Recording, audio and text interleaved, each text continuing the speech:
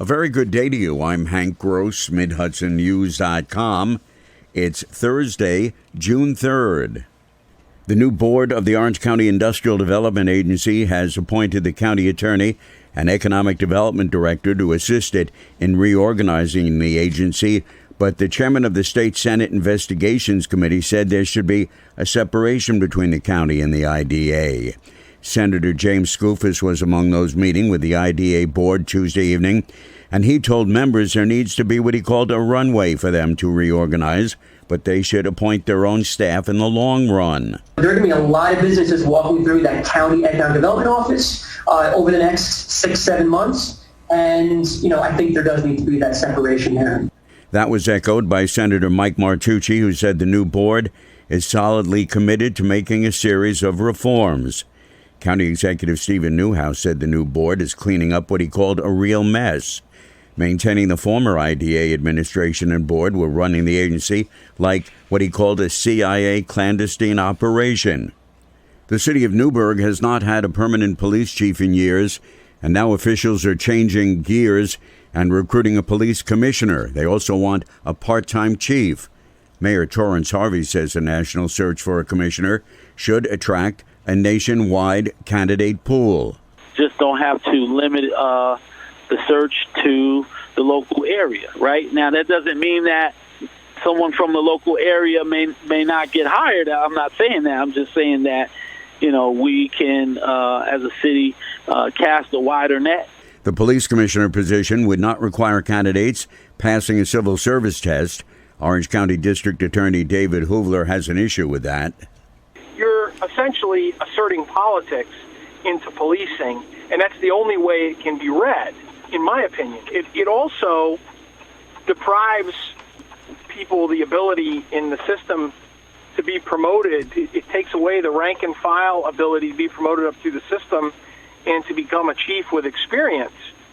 Mount Hope Police Chief Paul Ricard, president of the Orange County Police Chiefs Association, shares the DA's concerns. My question to them is, why are you politicizing the police department? Why wouldn't you hire a professional police chief off a civil service list, which has been the practice for many, many years, and is the practice in every other police department in Orange County? The salary range for commissioner is from $111,000 to $123,000, while the part-time chief is $35,000. DA Hoovler questioned how the city could attract good candidates for a commissioner at that salary range when he noted police chiefs in much smaller communities in the county are earning far more. Under state law that allows the sale and use of small amounts of recreational marijuana, cities are allowed to opt out of allowing dispensaries to be established within their boundaries. Middletown Mayor Joseph DeStefano has proposed the Common Council do just that.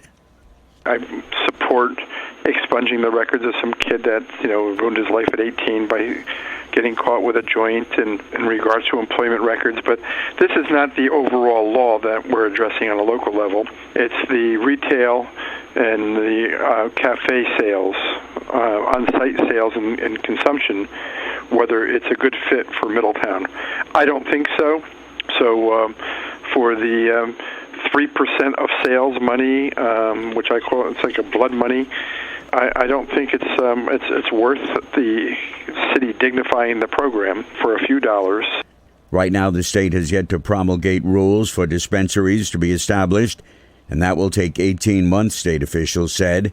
In the meantime, it is legal to possess small amounts of pot, but there's no place in the state where it can be purchased legally.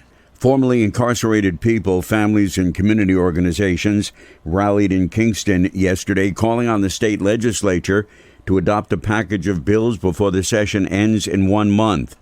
The group says the 4 bills would reunite families, end perpetual punishment, and address the criminalization of black, brown, and immigrant communities. Rise Up Kingston, Nobody Leaves Mid-Hudson, and other groups gathered to urge Senator Michelle Hinchy to support the legislation, says Rise Up Kingston Executive Director Callie Jane. We're also encouraging people to call Andrea Stewart-Cousins and Carl Hasty to make sure that they bring this to a vote before the end of legislative session this year. The elder parole bill would allow people in the state over the age of 55 who have served at least 15 years to appear before the parole board for consideration of potential parole release. The Fair and Timely Parole Bill would change the factors considered by parole board to prioritize rehabilitation and current risks to public safety. The Clean Slate measure would seal and expunge old conviction records to address the barriers to housing and jobs facing 2.3 million New Yorkers with conviction records. The New York For All bill would end collaboration between local law enforcement and ICE to address the criminalization of immigrants.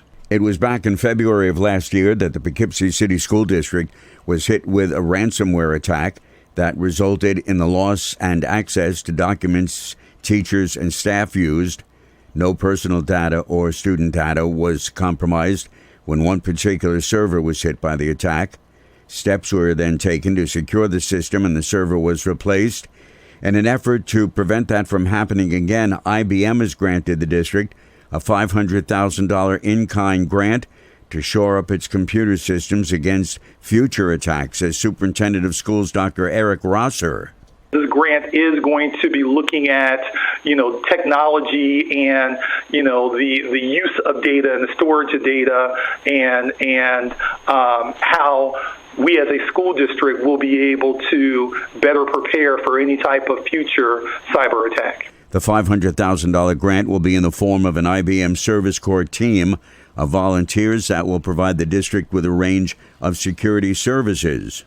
Federal authorities have settled a civil fraud lawsuit against Norton Energy Corporation and two of its owners for allegedly scamming the government project of $692,000.